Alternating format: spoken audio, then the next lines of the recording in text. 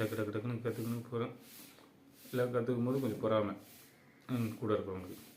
அவங்க ஏதாவது பேசி அங்கே கொஞ்சம் சின்ன மனஸ்தாபம் வந்து அதுக்கப்புறம் இருக்க பிடிக்கல. சரி அங்கேருந்து கட்டிட்டு அங்கே வேலை செய்கிறவங்ககிட்டயே வந்து இதுக்குள்ளே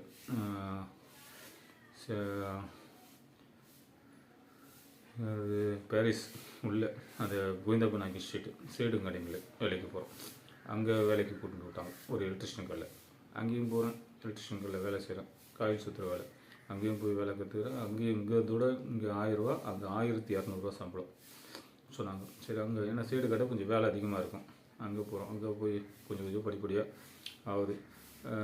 91லேருந்து 92, 93 2 வருஷம் ஆயிடுச்சு. இங்கேயும் அங்கேயும் மாற்றி மாற்றி வேலை பண்ணின்னு சீனிவாச ப்ரெஸ்ஸில் முடிச்சுட்டு சேடு கடைக்கு போகிறேன். சேடு கடையிலே 2 கடை. முதல்ல ஒரு போர்டு கடைக்கு போனேன், அங்கே போய் வேலை செஞ்சுருந்தேன். அங்கேயும் கொஞ்சம் இது வந்தது. அங்கேருந்து எலக்ட்ரிஷியன் கடைக்கு அப்படியே மாற்றி மாற்றி வேலை பண்ணி நடக்கிறோம். வேலைக்கு போய் நடக்கிறேன் ஃபுல் டைம். எங்கள் அண்ணனா அங்கே கிடச்ச வேலைக்கு எங்கேயோ சுற்றி நடக்கிறோம். இவர் எப்பயும் போல் வருவார் போவார். சரி அப்படியே ஓடி நடக்குது. இது அப்போ வந்து அமாவாசை, அது 5வது முடிச்சிச்சு.